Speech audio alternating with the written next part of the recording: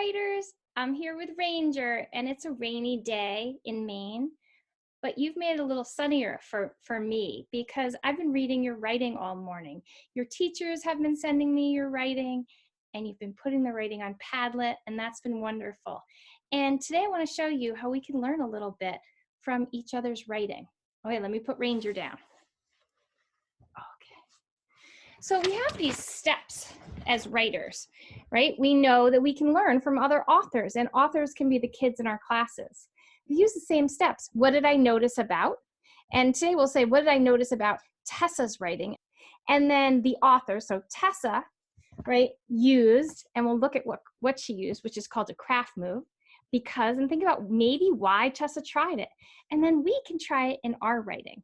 So let's take a look at Tessa's writing and see what you notice. So Tessa decided to capture the details of her day and write a small moment that happened. So let's read it and notice what Tessa did.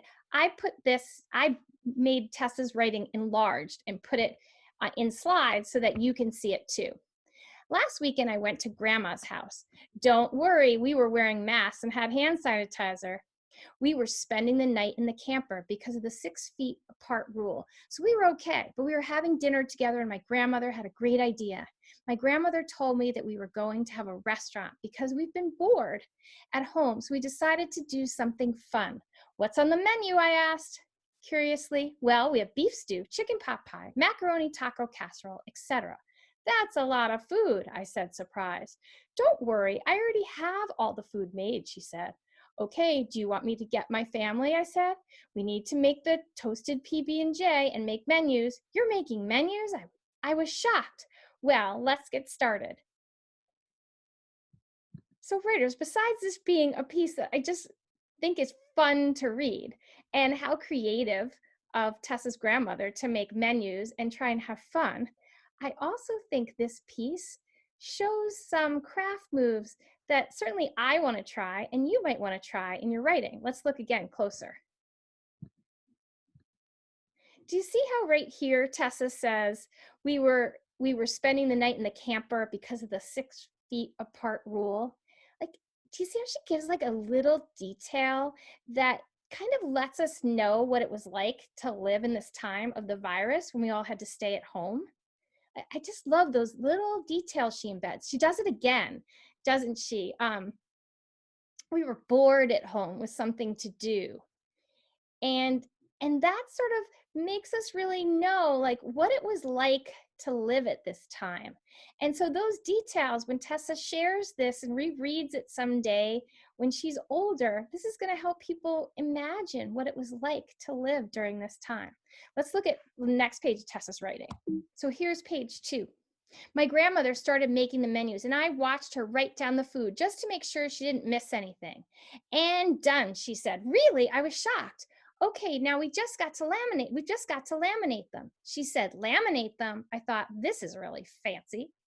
5 minutes later, done, she said. Okay, now we just have to cut them.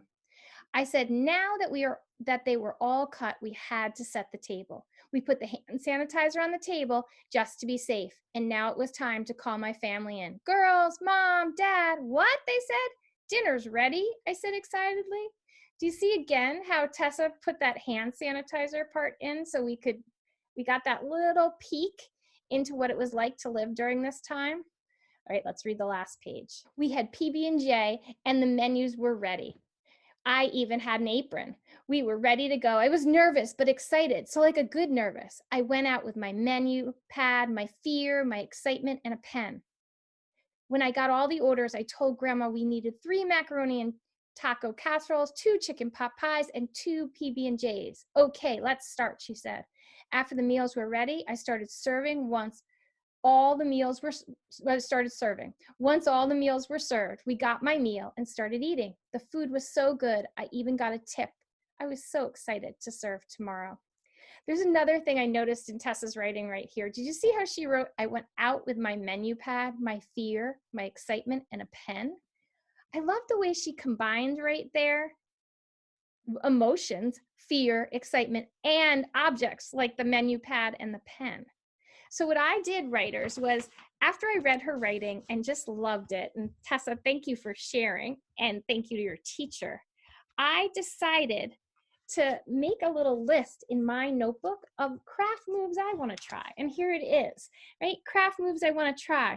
I want to try making sure I put in those small details that tell people what it was like to live at this time. And I don't want to just explain them. I think I want to show them the way Tessa did it, kind of put them into the story. And then I also want to think about, how do I make a list that has a little emotion and some objects in it and some actions. I want to try the way Tessa made that list. So writers, I want you this week to look at your writing and decide, what are you making this week, right? We're always making something. So I'm going to write more small moments, and I'm going to try what Tessa did, but I want you to think about what you're making. And I want you to remember what Katie Camilla said, that we write about 2 pages a day. And I also want you to think about who you're going to share this writing with. Make sure you send it to your teacher so she can see it, or you can put it on our Padlet board so I can see it too. So happy writing, writers.